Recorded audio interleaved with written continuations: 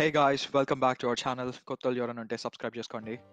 And ఈరోజు మ్యాచ్లోకి వెళ్ళే ముందు క్విక్గా పాయింట్స్.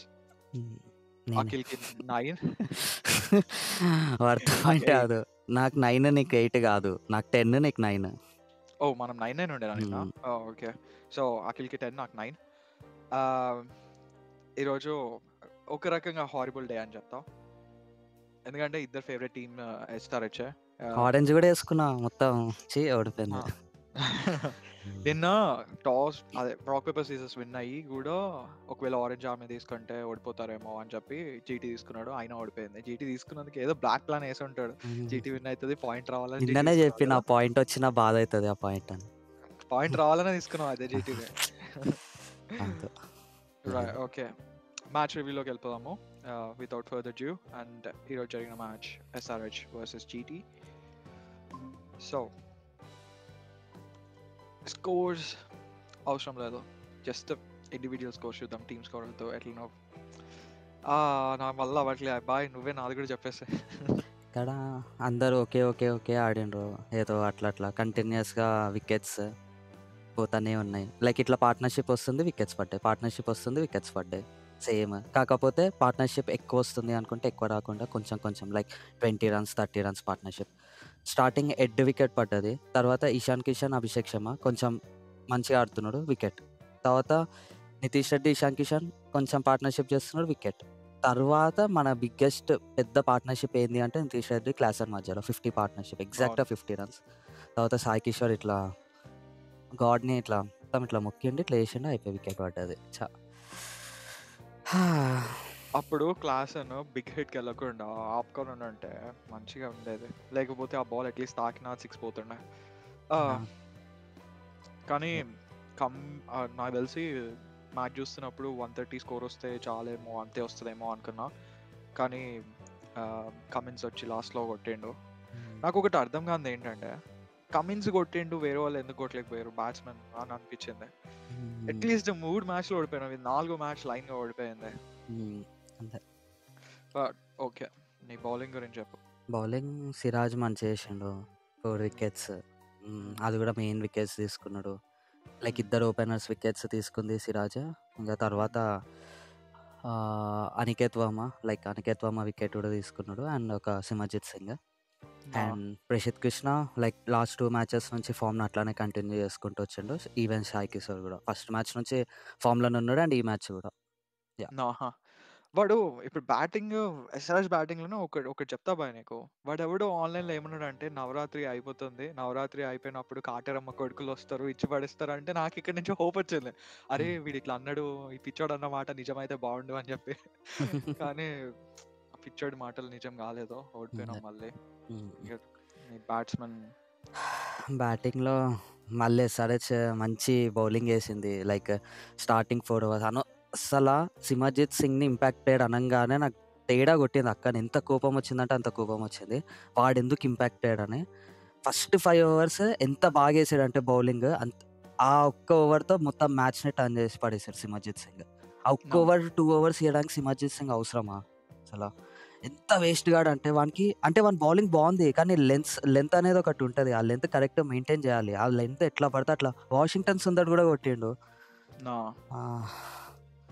సో షమి చాలా మంచిగా చేసిండు, కమిన్స్ మంచిగా చేసిండు, అందరు మంచిగా చేసాం. కానీ ఒక్కొక్క overs like Abhishek Sharma 1 over వేసి 18 runs. And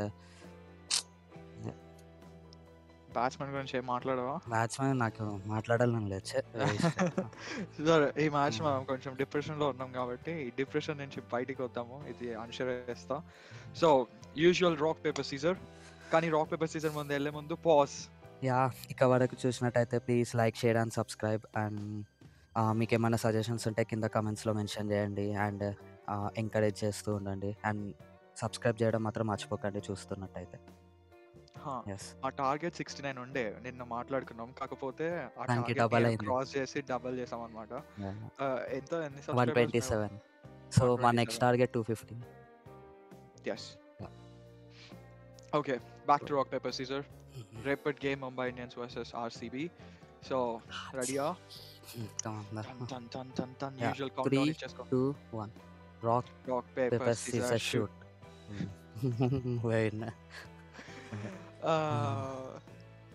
RCB Mumbai RCB Mumbai match ఎక్కడ జరుగుతుంది? ఆర్సీబీ బెంగళూరులో. నాకు ఆర్సీబీ తీసుకోవాలంటే డౌట్ ఉంది. నీకు పాయింట్ ఇచ్చింది ఆర్సీబీ, అట్లాంటి ఆర్సీబీ నువ్వు వదిలేస్తా అంటున్నావు.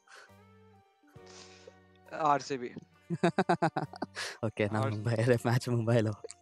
తెలుసు. రేపు ఇంకో ట్విస్ట్ ఏందో చెప్పనా? Oh shit! బుమ్రా Oh రేపు shit! బ్యాక్ వస్తున్నాడు. Bumrah is back tomorrow. నువ్వు నా మైండ్ గేమ్స్ ఆడి నా బ్రెయిన్ ని పని చేయకుండా చేసినావు. ఏం కాదు, ఆర్సీబీ మీద నమ్మకం పెట్టుకుంటా. ఆర్సీబీ ప్రాబబుల్ ఇసాల కప్పు ఇసాల కప్పు ఇసాల కప్పు లాలీపాప్. సరే ఓకే, హెడ్ టు హెడ్ చూసుకో. ముంబై లీడ్ ఉంది. ముంబై లీడ్. కాకపోతే ఆర్సీబీ ఈసారి టీం మీద నాకు కొంచెం నమ్మకం ఉంది. సో వాంకడేలో ఆర్సీబీ లాస్ట్ విన్ ఎప్పుడు వచ్చింది? అవన్నీ నాకు తెలీదు. అక్కడ ఉంది 2015. ఇప్పుడు మళ్ళీ మారుతుంది. సిఎస్కే తో కూడా అంతే 2015 లో. అది సిఎస్కే కాబట్టి అయ్యింది ఏదో లక్కీలీ. సిఎస్కేనే బ్రీచ్ చేసినాం, ముంబైని కూడా బ్రీచ్ చేస్తాం. సో ఓకే, సో మా ప్లేయింగ్ 11 గురించి మాట్లాడతా. సో టూ ప్లేయర్స్ బ్యాక్ వస్తున్నాడు. One is Jasprit Bumrah and one is Rohit Sharma. So Jasprit Bumrah mostly middle overs నుంచే వేస్తాడు. సో ఎందుకంటే opening power play bowling already Deepak Chahar, Trent Boult share చేసుకుంటున్నారు కాబట్టి. అండ్ జస్ప్రీత్ బుమ్రా బౌలింగ్ ఇంకా స్ట్రాంగ్ అయింది. ముందే నార్మల్గానే స్ట్రాంగ్ ఉంది, ఇంకా స్ట్రాంగ్ అయింది. అండ్ వీళ్ళకి స్పిన్నర్ లేడు అని అనుకుంటే మంచిగా ఒక Vignesh Puthur like Indian spinner దొరికిండు. సో యాజ్ యూజువల్గా same team, only one change ఏమో ఆ రాజ్బాబా ఉండడు. రాజ్బాబాకు మళ్ళీ తిలక్ వర్మనే ఉంటాడు యాజ్ యూజువల్గా. ఓకే ఓకే, నా ప్రాబబుల్ 11 ఆబ్వియస్లీ సేమ్ టీమే ఉంటుంది. అండ్ ఈ పిచ్ ని బ్యాటింగ్ పిచ్ లా చేస్తున్నారంట, రెడ్ సాయిల్ పిచ్ కాబట్టి నా బ్యాట్స్మెన్ మీద కొంచెం నమ్మకం పెట్టుకున్నా. ఫిల్ సాల్ట్, విరాట్ కోహ్లీ గురించి నీకు తెలిసిందే. అండ్ నువ్వు ఎప్పుడు ఎప్పుడు ఆర్సీబీ చూస్ చేసుకున్నా పడికల్ అని హైప్ ఇస్తావు. అవసరంలో కొడతాడు చూడు, జస్ట్ బ్యాట్ ఎడ్జ్ దాకి అట్లా 4 పోయినా కానీ నేను పడికల్ లేపుతా. అండ్ క్యాప్టెన్ ఇన్నింగ్స్ ఆడతాడేమో చూడాలి ముంబై వాళ్ళ ముందు. ఇంకా ఎక్కడి వరకు ఉందంటే మాది టిమ్ డేవిడ్ వరకు బ్యాటింగ్ ఉంది. సపోర్ట్ చేస్తాడు. లేదు నేను వాడిని కౌంట్ అంటే ఓకే సపోర్ట్ చేస్తాడు అంతేగాని బిగ్ హిట్టర్ వాడితో మ్యాచ్ విన్నింగ్ నాక్స్ ఆడతాడని అనుకోను. ఇంకా బౌలింగ్ లో కృణాల్ పాండ్యా ఇసిరి కొడతాడు. ఇంకా భువి ఆబ్వియస్లీ ఉన్నాడు, జాష్ హేజల్వుడ్, ఎస్డేఎల్. సో ఎస్డేఎల్ ఎలా అంటే మాకు ఇంతకు ముందుకు ఆర్సీబీకి సిరాజ్ ఎలానో ఇప్పుడు ఎస్డేఎల్ అలా ఫేవరెట్ అవుతున్నాడు అనమాట ఆర్సీబీకి. అండ్ భువి, జాష్ హేజల్వుడ్ గురించి నీకు తెలిసిందే, వాళ్ళు ఎంత మంచిగా చేస్తున్నారో. మాకు ఉన్న స్పిన్నర్స్ యువరాజ్ శర్మ. సో అది. అండ్ నా బెస్ట్ 2 పర్ఫార్మర్స్ తీసుకోవాలి అనుకుంటే రేపు నేను రజత్ పాటీదార్ని తీసుకుంటా. బౌలింగ్ భువియా? ప్లీజ్ రా, మంచిగా ఆడరా. Bowling Hazlewood. ఓకే, నాది రేపు Ryan Rickelton. Okay. And bowling వచ్చేసి బుమ్రా ఆడకపోతే ట్రెంట్ బౌల్ట్. అలా ఉండదు, బుమ్రా పక్కా బుమ్రా అంతే, వాడు ఆడతాడు, పక్కా ఆడతాడు. సో అది ఈరోజు మ్యాచ్ రివ్యూ అండ్ ప్రివ్యూ సమాప్తం. సో ఇక వరకు చూసినట్టయితే please like, share and subscribe. కొత్తగా ఇంకా కొత్త ఐడియాస్ ఏమన్నా ఉంటే కింద కామెంట్స్లో మెన్షన్ చేయండి. అండ్ ఇంకేమన్నా ప్లేయర్స్ గురించి డీటెయిలింగ్గా మాట్లాడాలన్నా, లేకపోతే ఏదన్నా ప్లేయర్ గురించి సపరేట్గా ఒక వీడియో తీయాలన్నా, ఏమన్నా ఉన్నా లైక్ ఏది ఉన్నా కానీ కింద కామెంట్స్లో మెన్షన్ చేయండి. మేము దాన్ని కన్సిడర్ చేసి ఇంకా ఇంప్రూవ్ చేయడానికి చూస్తాం. And this is the end of video 17, episode 17. Yeah. Peace out. Bye-bye.